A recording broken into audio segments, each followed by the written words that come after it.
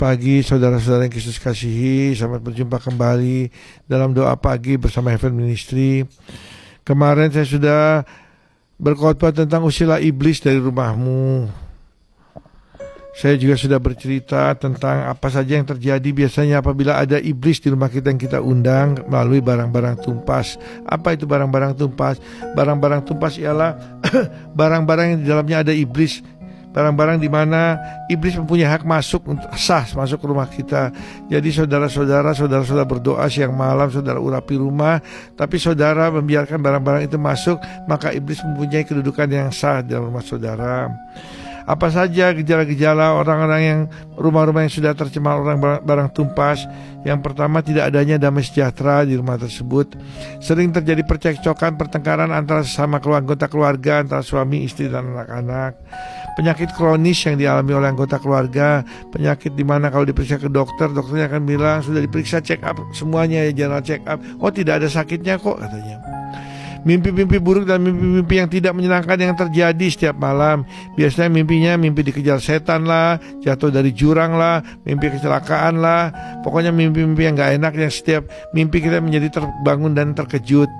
Penyakit-penyakit yang tidak bisa dijelaskan akan adanya ikatan dosa, anak-anak yang gelisah dan terganggu, adanya penampakan dari setan, biasanya anak kecil yang dapat merasakan atau melihat, perasaan ingin muntah, mual dan rasa pusing, barang-barang yang bergerak seni dan hal-hal lainnya. Saudara-saudara, kemarin juga saya sudah mengatakan benda-benda apa saja yang membuat setan secara sah dapat masuk ke dalam rumah kita. Yang pertama ialah patung-patung dan dewa-dewa yang banyak berasal dari Thailand, India, Bali, dan lain-lain, yang merupakan benda tumpas. Karena dalam pembuatannya mereka menyerahkan benda tersebut kepada dewa-dewa. Tidak salah sebenarnya itu, mereka menyerahkan kepada Tuhannya sendiri. Tetapi kita yang salah karena membeli barang tersebut, karena Tuhan kita lain dengan Tuhan mereka. Kemudian lukisan-lukisan seperti Nyai Roro Kidul yang sebagainya ya, untuk membuatnya orang-orangnya harus berdoa, harus berpuasa, saudara-saudara. Jadi waktu dia berpuasa berdoa, masuklah roh Nyai Roro Kidul, dia bisa melukis dengan persis. Kemudian benda-benda okultisme seperti jimat-jimat, kartu tarot, keris-keris pusaka, buku-buku tentang ramalan, horoskop, papan oija, boneka voodoo dan lain-lainnya. Termasuk di dalamnya tempat penyimpanan abu bagi masyarakat Tionghoa. Kemarin saya sudah menjelaskan bagaimana caranya apabila tetap menyimpan abu dari arwah nenek moyang di tempat kita. Kemudian yang ketiga, benda-benda lainnya seperti video porno, buku komik, poster, film musik dengan tema setan, dan hal-hal yang lainnya. Karena banyak-banyak pemain musik rock juga bekerja sama dengan setan. Mereka menjual jiwanya kepada setan agar musiknya dapat laris, agar laku. Saudara-saudara, di pagi ini saya ingin melanjutkan dengan bagian kedua daripada usirlah iblis dari rumah Anda.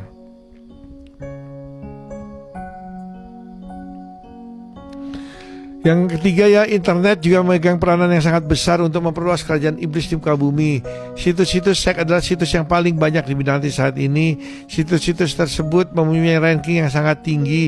Dengan kata lain, situs tersebut sangat digemari oleh para pencinta internet. Seks dengan segala atributnya dapat ditemui di dalam internet. Hubungan dengan lawan jenis, hubungan sejenis, bahkan hubungan dengan anak-anak dan binatang juga ditampilkan secara vulgar. Gambar-gambar dan video porno bisa didapat dengan mudah di internet. Bahkan cara untuk membunuh diri pun banyak terdapat di internet. Saya harap saudara tidak mencari cara bunuh diri ya. Dengan semakin menjamurnya hal-hal tersebut di internet, maka setiap orang mendapat akses. Apalagi sekarang sangat mudah sekali apabila kita punya handphone, maka kita dapat mengakses internet apabila kita bisa membeli data. Hati-hati dengan anak-anak saudara, karena memang internet bagus untuk pendidikan, untuk pengajaran. Di situ lengkap semuanya cara untuk belajar apapun juga, tetapi hal-hal negatif juga mengikuti. Saudara, pada saat ini dosa tidak dianggap sebagai dosa. Perbuatan dosa diganti dengan istilah yang lebih halus. Kita tidak akan menemukan kata berzina dalam kalangan masyarakat saat ini. Dosa berzina diganti dengan kata-kata melakukan penyelewengan atau khilaf, atau bagi anak muda yang hamil sebelum nikah disebut dengan kecelakaan. Pelacur diganti dengan kata-kata wanita susila. Tempat untuk melakukan perjinahan secara resmi disebut dengan istilah lokalisasi, luar biasa bukan? Merampok atau mencuri uang negara diganti dengan istilah korupsi. Sementara bagi pencuri TV, sandal atau sepatu tetaplah digunakan istilah pencuri atau maling. Jadi saudara-saudara, mulailah tingkatkan hidup saudara. Jangan mau dibilang pencuri atau maling, tingkatkan hidup saudara ke korupsi. Bercanda ya, bercanda. Semakin tinggi tingkat kejahatan yang dilakukan, maka manusia akan mengganti istilah tersebut agar orang tidak merasa malu di waktu melakukannya. Itulah kerjaan iblis ya Tuhan, ya saudara-saudara ya. Apabila seorang yang kedapatan melakukan perzinahan tetap disebut sebagai penzina, seorang yang mencuri uang negara tetap disebut pencuri atau maling, seorang yang menjual dirinya tetap disebut pelacur, maka mungkin orang-orang akan malu untuk melakukannya. Tetapi manusia bekerja sama dengan iblis berusaha menghaluskan kata-kata tersebut agar tidak ada kecanggungan di dalam melakukan hal itu, dan orang tidak merasa bersalah di waktu melakukannya. Gereja Tuhan yang seharusnya menjadi pengawal rohani malah ikut-ikutan terlibat dalam kegiatan memperluas kajian iblis. Banyak gereja khususnya di Gabat yang saat ini mengesahkan perkawinan sejenis atau gay. Alasan mereka ialah bahwa orang-orang tersebut perlu dikasihi karena menderita kelalaian yang bukan merupakan kesalahan mereka. Entah di mana pendeta-pendeta tersebut belajar Alkitab, karena tertera jelas dalam Roma 1 ayat 24-28.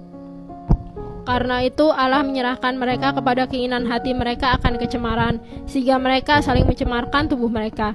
Sebab mereka menggantikan kebenaran Allah dengan dusta dan muja, dan menyembah makhluk dengan melupakan penciptanya yang harus dipuji selama-lamanya. Amin. Karena itu Allah menyerahkan mereka kepada hawa nafsu yang memalukan, sebab istri-istri mereka menggantikan persetubuhan yang wajar dengan yang tak wajar. Demikian juga suami-suami meninggalkan persetubuhan yang wajar dengan istri mereka dan menyala-nyala dan berahi mereka seorang terhadap yang lain, sehingga mereka melakukan kemesuman laki-laki dengan laki-laki, dan karena itu mereka menerima dalam diri mereka balasan yang setimpal untuk kesesatan mereka. Dan karena mereka merasa tidak perlu untuk mengakui Allah, maka Allah menyerahkan mereka pada pikiran-pikiran terkutuk, sehingga mereka melakukan apa yang tidak pantas. Jadi saudara-saudara, karena manusia-manusia yang melakukan perbuatan terkutuk, maka Allah malah menyerahkan mereka kepada pikiran-pikiran yang terkutuk. Allah menyerahkan mereka kepada iblis. Iblis, ini orang saya serahkan kepadamu, katanya. Jadi apa yang terjadi? Sehingga malah makin gawat orang-orang ini, malah bukan hanya melakukan hal tersebut, melakukan hal-hal yang lainnya. Karena orang-orang ini tidak menghormati Allah.